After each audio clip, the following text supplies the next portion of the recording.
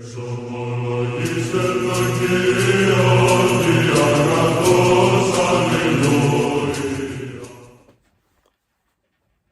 nderuar miq, të dashur vëllezër dhe motra më Krishtin, ja ku jemi së bashku në takimin ton përditshëm Komenti i Shkrimit të Shenjtë. Jemi në datën 2 gusht. Data 2 gusht bie ditë e diel, ditë liturgjike ku ne krishterë ortodoks jemi thirrur të ftuar drejt për drejt nga Zoti për të marrë pjesë në lutjen zyrtare të kishës në liturgjinë hyjnore. Prandaj, nuk ka asnjë lloj justifikimi, vetëm nëse jemi të sëmurë në shtrat që s'çojmë dot dhe kjo mund të justifikojë për mos vajtur në kishë. Çdo gjë tjetër nuk ka justifikim. Prandaj le ta marrim seriozisht ftesën e Zotit dhe këmbanat janë ftesa që Zoti na bën që të shkojmë në kishë herët në mëngjes, mirë është që në mëngjesore që të jemi brenda kishës kur filloi liturgjia hyjnore. Dhe në liturgjinë hyjnore, që është një takim personal me Zotin, është një punë e përbashkët ndërmjet Zotit dhe njeriu, me të gjitha shqisat tona, ne dëgjojmë edhe këtë pjesë të letrës Apostullit Pavlit drejtuar Korintasve, letra e parë, kapitulli 3, vargu 9 deri vargu 17, që e lexojmë këtë të diel pra në kishat tona. Le ta lexojmë dhe ta komentojmë sipas etërve. Ne pra jemi bashkëpunëtorë të Perëndisë, ju jeni ara e Perëndisë, ndërtesa e Perëndisë. Si pasiri të Perëndisë që më është dhënë, si arkitekt i ditur, unë kam hedhur themelin dhe një tjetër ndërton mbi të. Po secili të ketë kujdes se si ndërton mbi të, sepse askush nuk mund të hedhë themel tjetër përveç atij që është hedhur, i cili është Isu Krishti. Nëse dikush ndërton mbi këtë themel argjend, gur, të çmuar, drur, san, kasht, vepra e secilit do të shfaqet sepse dita do ta tregojë, sepse do të zbulohet me anë të zjarrit dhe zjarri do të provojë veprën e secilit e ç'lloj është. Nëse vepra që dikush ka ndërtuar mbi themelin qëndron, ai do të marrë një shpërblim, por nëse vepra e tij digjet, ai do të pësojë humbje, por ai vetë do të shpëtojë sipërmes zjarrit. A nuk e dini ju se jeni tempulli i Perëndisë dhe fryma e Perëndisë banon në ju? Nëse dikush e prish tempullin e Perëndisë, Perëndia do ta aprish atë, sepse tempulli i Perëndisë, i cili jeni ju, është i shenjtë. Ky pasazh pra nga letra e Apostullit Pavlit drejtuar Korintasve është një nga tekstet më të rëndësishme mbi kishën, shërbesën dhe jetën kishtare, dhe janë etër të ndryshëm që kanë komentuar Shën Jan Gojarti, Shën Agustini, Hipos, Shën Qirili Aleksandris, Shën Teodorit i Kirit. Por ne do mbështetemi tek këta etër për ta komentuar duke filluar nga leximi varg për varg. Ne pra jemi bashkëpunëtorë të Perëndisë, ju jeni ara e Perëndisë, ndërtesa e Perëndisë. Shën Jan Gojarti thot, apostujt nuk punojnë të pavarur, ata janë shërbëtorë që bashkëpunojnë me Perëndin, pra apostujt nuk donën të thonë një doktrinë të tyre ose një biznes të tyre, por ata ishin apostujt të dërguar nga Perëndia Ati me anë të Birit nëpërmjet Shpirtit Shenjtë. Pra ashtu si dërgua Biri dhe Shpirti Shenjtë në botë si apostujt e Atit, dhe Krishti thiri këta apostujt dhe i dërgoi duke u dhënë hirin e Shpirtit Shenjtë. Rritet nuk e jep predikuesi, por Perëndia. Pra, do të dim që vlera ose arritja e një pune apostollimi nuk është thjesht nga aftësitë njerëzore, por është Perëndia. Patjetër që Perëndia bashkëpunon me njeriu, por është Perëndia ai që e nis dhe mbaron një punë. Aq më tepër kur flasim për apostullim.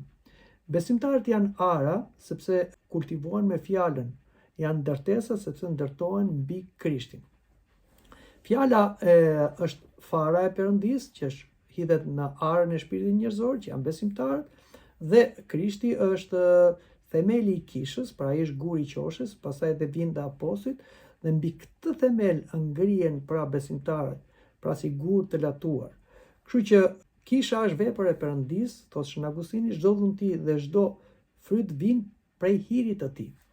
Asnjë, por themi, prift ose predikues më thot, kjo është kisha ime, pra kisha është e Krishtit, nuk është pronë personale, nuk është një qosk, nuk është një biznes privat. Shërbëtorët janë vetëm punëtor, pronari është Perëndia. Kur flasim shërbëtor, flasim për ata që shërbejnë në kishë, si klerik dhe laik, por gjithçka në kishë është e Zotit dhe ka, si them, vullën e zotërisë të Krishtit.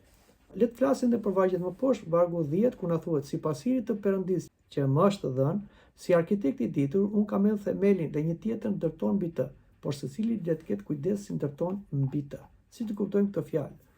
Shën Jan Gojarti thot, Apostulli Pavli është arkitekt sepse predikoi pari Krishtin në Korint. Pra ishte hapi themelet e kishës së Korint, në kuptimin figurativ. Më pas erdhën dhe mësues të tjerë të cilët filluan të vazhdonin veprën e apostol Pavlit ose të predikonin për Krishtin në Korint. Pra, nuk mjafton të ndërtosh, duhet të ndërtosh drejt, sepse ashtu si në ligjet e fizikës, arkitekturës, nëse nuk ndërtohet me parametra dhe me të drejtë, kur i thon, atëherë patjetër që ndërtesa bie. Kështu ndodh edhe në ndërtesat shpirtërore, pra po flasim edhe për kishën e Zotit. Edhe sot ka shumë ndërtime që bëhet fjalë në mënyrë alegorike, predikime, libra, media, rrjete sociale. Pyetja nuk është se sa ndërtojmë, por çfarë ndërtojmë mbi Krishtin. Pra, neve që predikojmë dhe veprojmë në institucionin kishtar, themi ato çfarë tha Krishti, apostujt dhe hetërit e kishës, apo themi gjëra të tjera, pra në një farë mënyrë gërmojmë themele të tjera, të cilat nuk janë themele apostolike ose të vërteta. Kështu që duhet kemi parasysh se çfarë ndërtojmë. Dhe prandaj dhe kisha gjithmonë ka një kontroll, dhe ky kontroll bëhet nga ata që e mbikëqyrin kishën, këta janë episkopët, të cilët janë të zgjedhur nga Perëndia dhe nga njerëzit, dhe Shpirti i Shenjtë i aftëson që ata të kontrollojnë doktrinën, dogmën, kanonet kishtare, po ashtu një prift kontrollon enorinë e vet, pra kemi njerëz të cilët janë të arsimuar, por dhe të dërguar me aftësinë për të mbikëqyrur të vërtetat e besimit dhe se si bëhet edhe jeta morale brenda kishës, pra se si jetojnë besimtarët. Por edhe ata që pretendojnë se ndërtojnë dhe ata kontrollohen. Pra çdo gjë është në kontroll, jo vetëm të Shpirtit të Shenjtë që kontrollon kishën dhe mban rregullin kishë, por edhe administratës kishtare. Prandaj duhet të shikojmë se çfarë ndërtojmë, sepse ka pasur raste që edhe brenda institucionit kishtar kanë dalë njerëz të cilët kanë dhënë doktrina të shtrëmta, herezira, që kanë dashur të ndërtojnë themele të tjera që nuk janë të krishterë, por antikrishte. Dhe këto kisha i ka përzënë ose i ka anatemizuar. Sepse askush nuk mund të ketë themel tjetër përveç atij që është hedhur, i cili është Isu Krishti. Dhe Shën Augustini thotë themel është vetëm Krishti. Jo tradita njerëzore, filozofira, politika ose elementi njerëzor. Kur një komunitet ndërtohet mbi famën për shembull të një predikuesi ose të një kleriku, nga emocionet, nga ekonomia, suksesi, ajo ndoshta nuk është dhe nuk e ka Krishtin si themel. Prandaj asnjëherë kisha nuk e ndërton themelin që është Krishti mbi elementi njerëzor.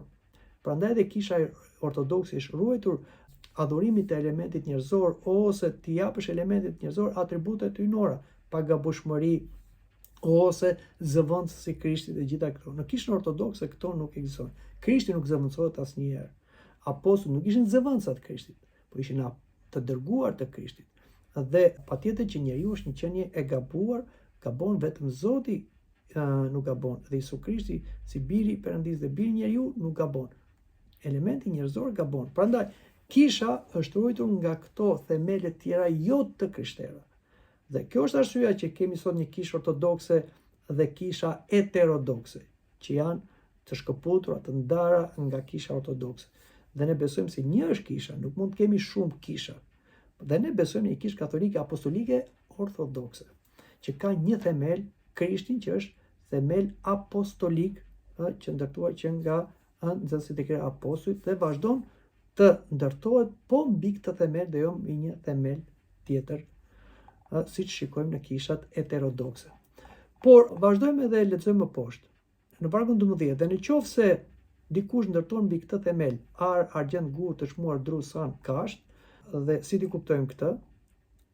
Shën Jan Gojarti na thotë, këto nuk janë njerëzit, por janë cilësitë e punës njerëzore. Ari përfaqëson mësimin e pastër, dashurinë, shenjtërinë. Kashta simbolizon mësimet sipërfaqësore, lavditë njerëzore, punë pa fryt. Pra, Shën Agustini thotë, mund të bësh shumë punë fetare, por nëse motivi është krenaria, ajo është si kasht. Dy njerëz mund të bëjnë të njëjtën vepër. Njëri e bën për Krishtin dhe tjetri për famë. Nga jashtë duken njësoj, por Perëndia sheh materialin, domethënë motivin nga se është të bërë kjo vepër. Dhe Zoti gjykon edhe motivin dhe jo vetëm formën. Por le të pra gjykon dhe për mbajtjen. Por le të flasim edhe për vargun më poshtë.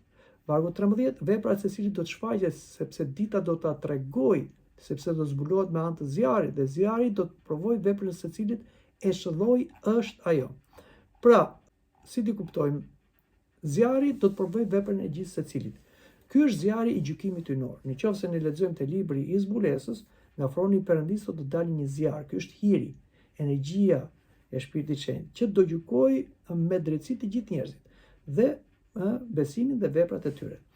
Perëndia në këtë ditë të madhe të gjykimit hyjnor do të gjykojë jo vetëm veprat, por dhe motivet, cilësitë, besnikërinë. Asgjë nuk do mbetet e fshehtë në atë ditë, por gjithçka do të zbulohet. Nuk është publiku ai që vendos për suksesin, sepse shpeshherë neve interesohemi ose mjaftohemi me opinionin njerëzor, lëvdatat njerëzore dhe pëlqimet njerëzore. Por kjo nuk ka vlerë. Vlerë ka çfarë do thotë Krishti në gjykimin që do bëjnë secilin për nesh.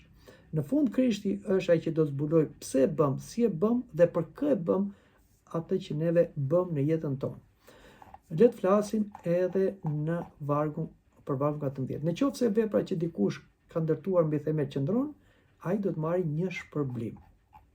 Pra, tham që zjarri hyjnor është ai që do gjykojë veprën e secilit. Nëse është flori ose guri çmuar, patjetër që në zjarr ato shkëlqejnë më tepër, pastrohen më shumë.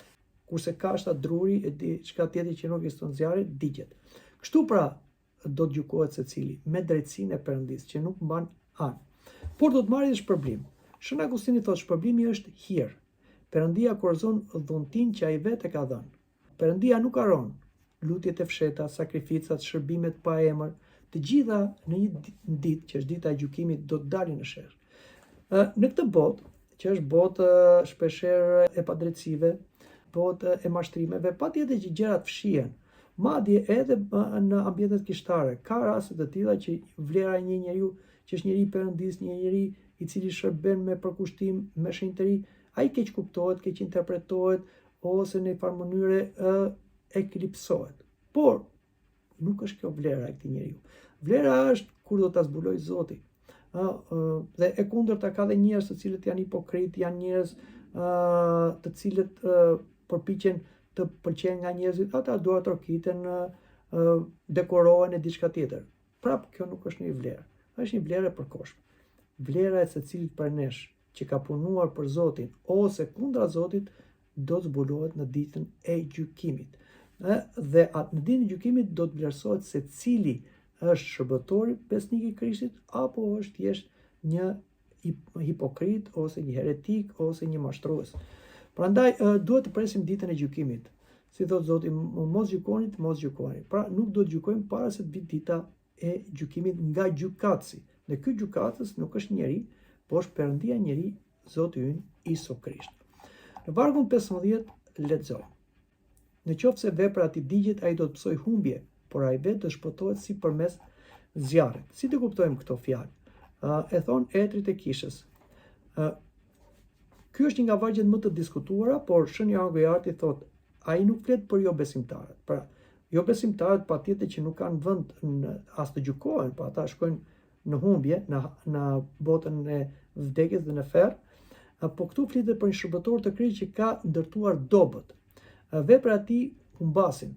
Ai shpëton vetëm me mëshirën e Perëndisë, shpëton shpirtin, por nuk ka lavdi. Shën Agustini thotë ky varg nuk duhet përdorur për të justifikuar jetën në mëkat. Ai është paralajmërim për ata njerëz që shërbejnë, por shërbejnë jo ashtu siç duhet. Pra nuk e përmbushin veprën që ju është caktuar. Si mund ta kuptojmë? Nuk mjafton të jesh vetëm në aktiv në kish. Perëndia kërkon besnikëri dhe shenjtëri dhe përkushtim të plotë. Është një thënie nga profeti Jeremia, i mallkuar qoftë ai që kryen punën e Zotit shkelje shko.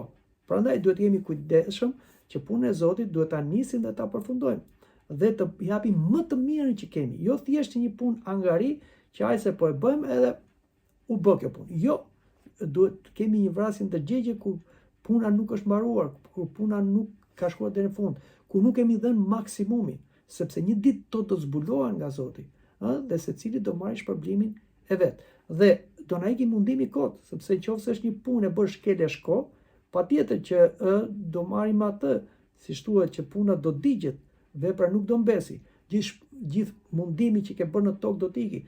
Ndoshta nuk u mbet shpirtin, por nuk e lavdi, nuk e nder, thjesht je i mëshiruar nga Zoti. Prandaj, duhet kemi kujdes se si e bëjmë punën e Zotit. Puna e Zotit, sidomos flasim në ambientin kishtare, duhet bëhet me përkushtimin maksimal. Dhe vim edhe në vargun 16, ku na thuhet, a nuk e dini se ju në tempulli i Perëndis dhe fryma e Perëndis banon në ju? Shikoni se sa lart e zbulon Apostull Pavli të qenit të krishterë.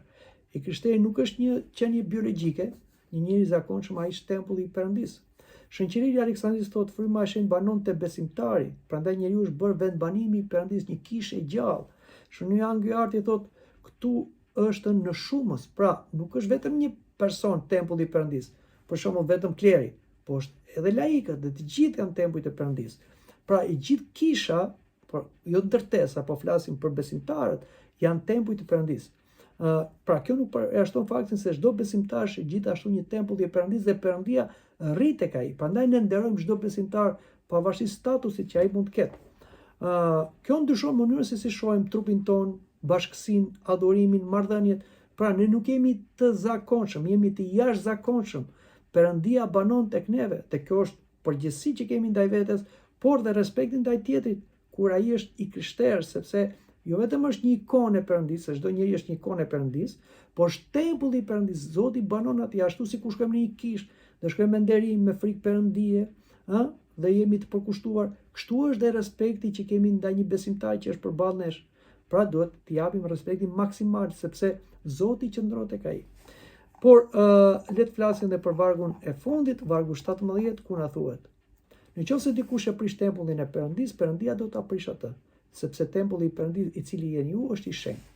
Këto fjalë të Apostull Pavlit ishin fjalë shumë ngushëlluese, sepse ishte koha e përndjekjeve ku të krishterët çoheshin në thertore si delet, pas një vlerë, pra të qenit i krishterët duhej si krijesa më e rëndon. Por Apostull Pavli e lartëson të krishterin jo në mënyrë hiperbolike, por realiste. I thotë ju jeni tempulli i Perëndis. Dhe aq më tepër, ai që prish tempullin e Perëndis, Perëndia do ta prish atë. Pra do t'i dënojë të gjithë ata që ju kundërvijnë, që ju mallkojnë, që ju keq përdorin ose edhe ju vrasin. Por edhe diçka tjetër, Apostull Pavli flet këtu edhe për atë luftë që bëhet brenda kishës, nga mësuesit të rem, nga ata që shkaktojnë përçarje, nga ata që shkaktojnë erëzi, ata që ndajnë kishën. Dhe ata shkatërrojnë tempullin e Zotit, kishën si institucion, besimtarët që i ndajnë dhe i përçajnë dhe i gabojnë. Shën Augustini thotë të lëndosh kishën është të lëndosh trupin e Krishtit. Perëndia e merr shumë seriozisht unitetin e kishës, shumë e rëndësishme kjo. Shën Angyarti thonë një vend tjetër, ai që ndan kishën dhe sikur gjak martirit i japi, atij nuk i falet. Prandaj duhet pasur kujdes kur krijojmë fraksione, krijojmë grupe, herezira, gënjer, mësime të gabuara. Prandaj ky varg na parlemëron kundër përçarjes, manipulimit shpirtëror, abuzimit me autoritetin, mësimet që largojnë njerëzit nga Krishti. Kisha nuk është pronë e askujt, por është e Perëndis. Prandaj të gjithë duhet punojnë me frikë Perëndie, që nga ai që është në drejtim të kishës, në mbikëqyrje të kishës, që është një episkop, deri tek ai që është i fundit që shërben në kishë. Pra të gjithë ne duhet kuptojmë se jemi në shtëpinë e Perëndis dhe në atë shtëpinë e Perëndis secili ka detyrën e vet për ta bërë me përkushtim. Mesazhi kryesor i gjithë këtij pasazhi, si pasetërve të kishë, është Krishti është themeli i vetëm. Çdo mësim, shërbes dhe jetë e krishterë duhet mbështetet tek ai, pra tek Krishti. Dhe jashtë Krishtit nuk mund të ketë themel dhe nuk mund të ketë qëndres të ndërtesës Perëndis, pra që është kisha. Çdo vepër do provohet. Perëndia nuk gjykon vetëm veprimet e jashtme, por dhe motivet dhe besnikrinë. Kisha është tempulli i Perëndis. Bashkësia e besimtarëve është e shenjtë dhe duhet ruajtur me dashuri, unitet dhe të vërtetë. Shërbimi është përgjegjësi. Ata që mësojnë, udhëheqin ose ndikojnë të tjerët do të japin llogari për mënyrën se si kanë ndërtuar mbi themelin që është Isu Krishti.